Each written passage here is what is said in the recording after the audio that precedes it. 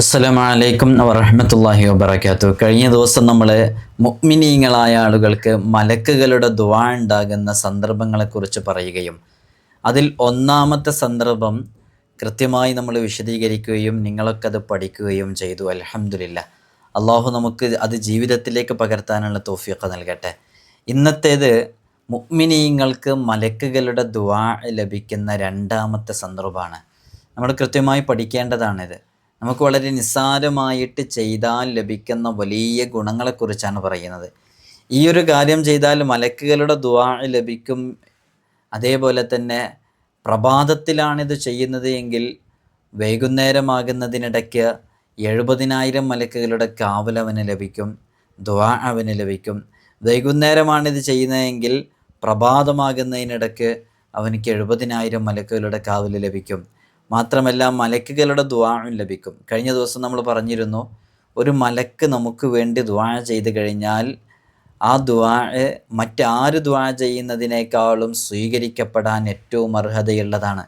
കാരണം മലക്കുകൾ അള്ളാഹുവിനോട് ഒരു നിലയ്ക്കും ധിക്കാരം പ്രവർത്തിക്കുന്നില്ല, എതിര് പ്രവർത്തിക്കുന്നില്ല. എന്താണോ അവരോട് കൽപ്പിക്കുന്നത് അത് മുഴുവൻ ശിരസാവഹിക്കുന്നവരാണ്. അള്ളാഹുവിൻ്റെ ദിക്റിലായി കഴിയുന്നവരാണ്, അള്ളാഹുവിലേക്ക് അടുത്തു നിൽക്കുന്നവരാണ്, പ്രകാശം കൊണ്ട് സൃഷ്ടിക്കപ്പെട്ട മലക്കുകൾ. അതുകൊണ്ട് തന്നെ മലക്കുകളുടെ ദുആ നമുക്ക് ലഭിച്ചാൽ വലിയ ഗുണങ്ങളുണ്ട്. അങ്ങനെ മലക്കുകളുടെ ദുആ ലഭിക്കുന്ന ഒരുപാട് സന്ദർഭങ്ങളുണ്ടെന്നും അതിൽ 8 സന്ദർഭങ്ങൾ വളരെ ചുരുക്കി നമുക്ക് പറയാമെന്നും അതിലൊന്നാണ് കഴിഞ്ഞ ദിവസം പറഞ്ഞത്. അതെന്താണെന്ന് ഓർമ്മയുള്ളവർ ഒന്ന് എഴുതി അറിയിക്കണം താഴെ. ഇന്ന് നമ്മൾ പറയുന്നത് നമ്മൾ നമ്മുടെ ജീവിതത്തിലൊക്കെ ചെയ്യുന്നൊരു കാര്യമാണത്. പക്ഷേ അതിങ്ങനെ ഈ രൂപത്തിൽ മനസ്സിലാക്കി ചെയ്യുമ്പോൾ നമുക്ക് വലിയ ഗുണങ്ങൾ ലഭിക്കും. അള്ളാഹു പഠിക്കാനുള്ള തൗഫീഖ് നൽകട്ടെ ഇൻഷാ അള്ളാഹ്. എല്ലാ ദിവസവും നമ്മൾ സൂചിപ്പിക്കാറുള്ളത് പോലെ തന്നെ നമ്മുടെ നോമ്പ് തുറയിലേക്ക് നൽകാൻ കഴിയുന്നവർ ഈ കാണുന്ന വാട്സപ്പ് നമ്പറിൽ ഒരു 50 പേരുടെയോ 30 പേരുടെയോ 20 പേരുടെയൊക്കെ നൽകിയാൽ വലിയ സന്തോഷമാകും ഇൻഷാ അള്ളാഹ്. കുറേ ആളുകൾ പല നിയ്യത്തുകളും കരുതി നൽകി. അള്ളാഹു എല്ലാവർക്കും ഖൈറായ അബുവാബുകൾ, ഖൈറിൻ്റെ അബുവാബുകൾ തുറന്നു കൊടുക്കട്ടെ. കുറേ ആളുകൾ ദുആ കൊണ്ട് വസിയത്ത് ചെയ്തിട്ടുണ്ട്. നമ്മൾ അവർക്കൊക്കെ കൊടുത്ത വാക്ക് എല്ലാ മജ്ലിസുകളിലും വെച്ച് ദുആ ചെയ്യും. പ്രത്യേകിച്ച് ലൈലത്തുൽ ഖദ്ർ ഉൾപ്പെടെയുള്ള വളരെ പവിത്രമേറിയ സന്ദർഭങ്ങളിൽ ദുആ ചെയ്യും എന്നുള്ളതാണ്.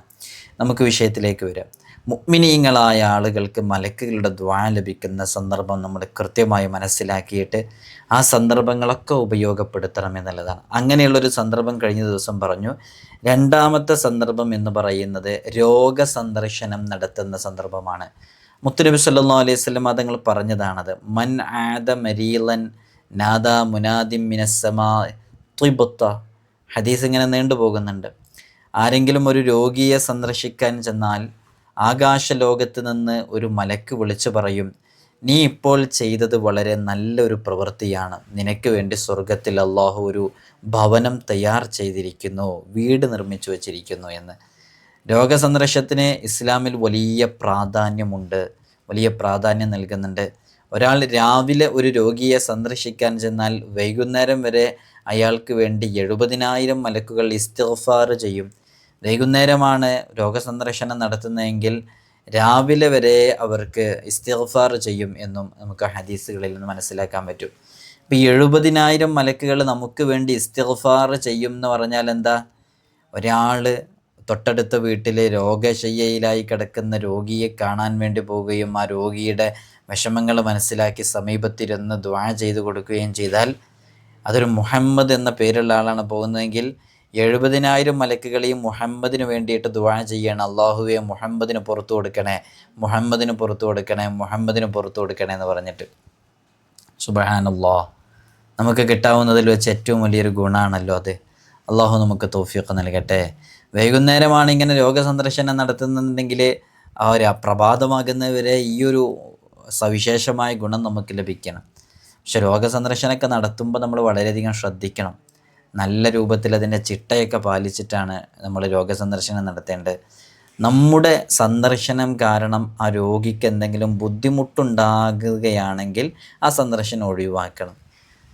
അപ്പോൾ നമ്മുടെ സന്ദർശനം കാരണം ആ രോഗിക്ക് മാനസികമായ സംതൃപ്തിയും സന്തോഷവും റാഹത്തും ഒക്കെ ഉണ്ടാവും എന്നുള്ളതിലാണ് നമ്മൾ സന്ദർശിക്കുന്നത്. അതല്ല നമ്മൾ വന്നാൽ ബുദ്ധിമുട്ട്, എന്തെങ്കിലും ആരോഗ്യ പ്രശ്നങ്ങൾ, അല്ലെങ്കിൽ അവൻ തന്നെ രോഗിക്ക് തന്നെ എന്തെങ്കിലും ബുദ്ധിമുട്ടുണ്ടാകുമെന്ന് സങ്കല്പിക്കുക. എന്നാൽ പിന്നെ നമ്മുടെ രോഗസന്ദർശനം അവിടെ ഉണ്ടാവരുത്. ബുദ്ധിമുട്ടുണ്ടാക്കാത്ത രൂപത്തിലാണ് സന്ദർശനം ചെയ്യേണ്ടത്.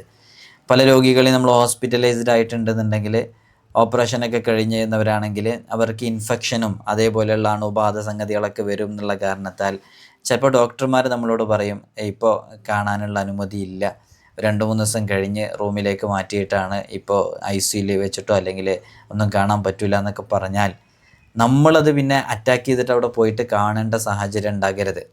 അത് ചെയ്യരുത്. അത് യഥാർത്ഥത്തിൽ നമ്മുടെ ഈ ശൈലിക്കെതിരാണ്, അല്ലേ?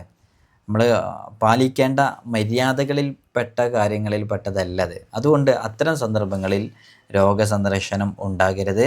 രോഗിക്ക് ബുദ്ധിമുട്ടുണ്ടാകുന്ന രൂപത്തിൽ നമ്മൾ സന്ദർശനം നടത്തരുത്. രണ്ടാമത്തെ കാര്യം, 4 കാര്യങ്ങളാണ് ശ്രദ്ധിക്കേണ്ടത്. അതിൽ രണ്ടാമത്തെ കാര്യം, രോഗിയുടെ അടുക്കൽ ഏറെ നേരം ഇരിക്കരുത് എന്നുള്ളതാണ്. രോഗസന്ദർശനവുമായി ബന്ധപ്പെട്ട് മുത്തുനബി സല്ലല്ലാഹു അലൈഹി വസല്ലം തങ്ങൾ ഹദീസിൽ നമുക്ക് പഠിപ്പിച്ചെന്ന ചില ദുആകളുണ്ട്. അതൊക്കെ ദുആ ചെയ്ത് ഒന്ന് സമാശ്വസിപ്പിച്ച് പോരുന്ന രൂപത്തിൽ കുറഞ്ഞ സമയം അവിടെ ഇരിക്കാവൂ. കൂടുതൽ ഇരുന്ന് രോഗിയെ അലോസരപ്പെടുത്തുകയോ രോഗിയുടെ മനസ്സിനെ വേദനിപ്പിക്കുന്ന രൂപത്തിലുള്ള ചോദ്യങ്ങൾ ചോദിക്കുകയോ അവരൊരുമിച്ചുണ്ടായിരുന്ന സമയത്തുണ്ടായ സാമ്പത്തിക ഇടപാടിനെക്കുറിച്ച് സംസാരിക്കുകയോ അതൊക്കെ വളരെ ചീപ്പ് പരിപാടി. അങ്ങനത്തെ പരിപാടികളിലൊന്നും ഇടപെടരുത് എന്നുള്ളതാണ്. അപ്പോൾ ചില ചെറിയ കലിമത്തുകളും ചെറിയ വാക്കുകളൊക്കെ പറഞ്ഞ് പെട്ടെന്ന് മടങ്ങണമെന്ന്. എന്നാൽ ചിലപ്പോൾ ചില ആളുകളുണ്ട്, അവർ രോഗിയുടെ അടുത്ത് ഇരിക്കുകയാണെന്നുണ്ടെങ്കിൽ ആ രോഗിക്ക് വലിയ സന്തോഷമാകും, ഏറെ ആശ്വാസം നൽകും. ഏറെ നേരം ഇരിക്കുമ്പോൾ രോഗിക്ക് തന്നെ എന്തെന്നില്ലാത്തൊരു ഉന്മേഷം കിട്ടും. അത്തരം ആളുകൾ ചിലരുടെ ജീവിതത്തിലുണ്ടാകും. അത്തരം സന്ദർഭങ്ങളിലൊക്കെ അങ്ങനെ ഇരിക്കാം എന്നുള്ളതാണ്. രോഗിക്ക് അങ്ങനെ കുറേ സമയം ഇരുന്നാൽ സന്തോഷം ലഭിക്കും, നല്ല റാഹത്തുണ്ടാകും, മാനസിക സംതൃപ്തി ഉണ്ടാകും, കുറേയൊക്കെ ഷിഫയാകാൻ, മനസ്സ് കുറേ ഷിഫയാകാൻ കാരണമാകും, രോഗം തന്നെ ഷിഫയാകാൻ കാരണമാകും ഒരാളങ്ങനെ ഇരുന്നാൽ എന്ന് സങ്കല്പിക്കുക. ഓനക്ക് നല്ല മനസ്സമാധാനം ഉണ്ടാവും, ഓനിപ്പുള്ള കണ്ടീഷനിൽ നിന്ന് മാറുന്ന സങ്കല്പിക്കുക. എന്നാൽ പിന്നെ ഓൻ അവിടെ കുറേ നേരം ഇരിക്കണം എന്നാണ്. ആ ഇരുത്തം കൊണ്ട് ഓൻ്റെ ജുമുഅ നഷ്ടപ്പെട്ടാലും ഓൻ അവിടെ ഇരിക്കണം എന്നാണ്. അങ്ങനെയാണ് നമ്മുടെ ദീന് പഠിപ്പിക്കുന്നത്. അപ്പോൾ കൃത്യമായിട്ട് നമ്മൾ രോഗിക്ക് ബുദ്ധിമുട്ടുണ്ടാകുമെങ്കിൽ അത് ഒഴിവാക്കുകയും നമ്മൾ കുറേ നേരം ഇരിക്കാതിരിക്കുകയും, ഇരുന്നാൽ ആശ്വാസം ലഭിക്കുന്ന ഒരാളാണ് വിസിറ്റ് ചെയ്യുന്നതെന്നുണ്ടെങ്കിൽ അത് ജുമുഅ നഷ്ടപ്പെടുകയാണെങ്കിൽ പോലും ഇരിക്കാവുന്നതുമാണ് എന്നുള്ളതാണ്. മൂന്നാമത്തെ കാര്യം, രോഗിക്ക് ആശ്വാസമുണ്ടാകുന്ന സംസാരങ്ങൾ മാത്രം കൊണ്ടുവരിക എന്നുള്ളതാണ്. നമ്മൾ ആ സമയത്ത് മറ്റുള്ളവരുടെ രോഗവിവരങ്ങളും മറ്റു കാര്യങ്ങളൊക്കെ പറഞ്ഞ്, ഓൻക്കന്ന് അങ്ങനെ അറ്റാക്ക് വന്നിട്ട് ഓർമ്മയില്ലേ, പെട്ടെന്ന് മരണപ്പെട്ടുപോയി, ശ്രദ്ധിക്കണം കേട്ടോ, എന്തെങ്കിലും ഉണ്ടെങ്കിൽ ഉടനെ ഡോക്ടറെ അറിയിക്കണം കേട്ടോ എന്നൊന്നും പറഞ്ഞ് അവനെ തളർത്തുന്ന രൂപത്തിലുള്ള സംസാരങ്ങളല്ല ഉണ്ടായിരിക്കേണ്ടത്. ആശ്വാസത്തിൻ്റെ വാക്കുകൾ പറയാം. രോഗിക്ക് പ്രതീക്ഷയുണ്ടാക്കുന്ന വർത്തമാനങ്ങൾ വേണം പറയാൻ. നാലാമത്തേത് നമ്മൾ ശ്രദ്ധിക്കേണ്ടത്, രോഗിയെ കാണുമ്പോൾ ഹദീസിൽ വന്ന ദുആ ചെയ്യുക, രോഗിയെ ആശ്വസിപ്പിക്കുക എന്നുള്ളതാണ്. വളരെ ചെറിയ രൂപത്തിൽ നമുക്ക് പറയാൻ പറ്റുന്ന ലാ ബഅസ തുഹൂറുൻ ഇൻഷാ അല്ലാഹ്, നമുക്ക് ദുആ ചെയ്തു കൊടുക്കുക. അദ്ഹിബിൽ ബഅസ റബ്ബന്നാസ് വഷ്ഫി അൻത ഷാഫി എന്ന് പറഞ്ഞിട്ടുള്ള ദുആ, ഇങ്ങനെയുള്ള സംഭവങ്ങളൊക്കെ നമുക്ക് ചെയ്തു കൊടുക്കാവുന്നതാണ്. അങ്ങനെയുള്ള വിഷയങ്ങളിലേക്കാണ് നമ്മൾ ഇറങ്ങേണ്ടത്. പോരാൻ നേരത്ത് വേണമെങ്കിൽ രോഗിയെ ഒന്ന് അതൊന്നും കൂടുതലാവരുത്, നമ്മൾ മന്ത്രിച്ചാൽ അവർക്ക് ആശ്വാസം ലഭിക്കുന്ന അവർക്ക് തോന്നുന്ന രൂപത്തിലൊക്കെയാണെന്നുണ്ടെങ്കിൽ ഒരു ഫാത്തിഹ ഓതിയിട്ടൊക്കെ, ഫാത്തിഹ ഷിഫാഇൻ്റെ സൂറത്താണല്ലോ, ഫാത്തിഹ ഒക്കെ ഓതിയിട്ടോ ഒരു സ്വലാത്ത് ചൊല്ലിയിട്ടൊക്കെ മന്ത്രിച്ചു കൊടുത്ത് വളരെ പെട്ടെന്ന് അവിടുന്ന് പോരണം. നല്ല ആശ്വാസം പറഞ്ഞു കൊടുക്കണം, ദുആ ചെയ്തു കൊടുക്കണം.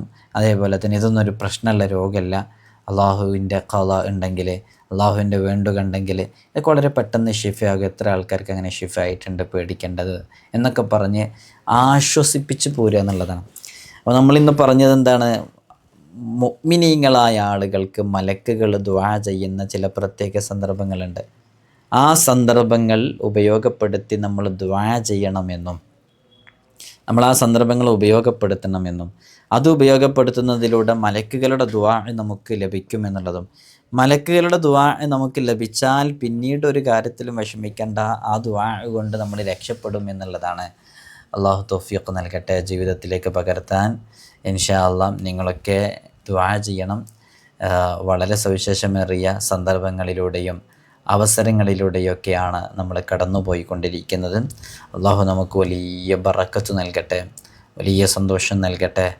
ഇൻഷാ അല്ലാഹ് ഒരുപാട് മുഅ്മിനീങ്ങൾ മുഅ്മിനാത്തുകൾ ദുആ കൊണ്ട് വസിയത്ത് ചെയ്തിട്ടുണ്ട്. പല വിഷമങ്ങളും പ്രയാസങ്ങളും ബുദ്ധിമുട്ടുകളും രോഗങ്ങളൊക്കെ പറഞ്ഞിട്ട്. എല്ലാവർക്കും അല്ലാഹു വലിയ റാഹത്ത് നൽകട്ടെ. നിങ്ങളൊക്കെ ദുആ ചെയ്യണം. അസ്സലാമു അലൈക്കും വറഹ്മത്തുള്ളാഹി വബറകാതുഹു.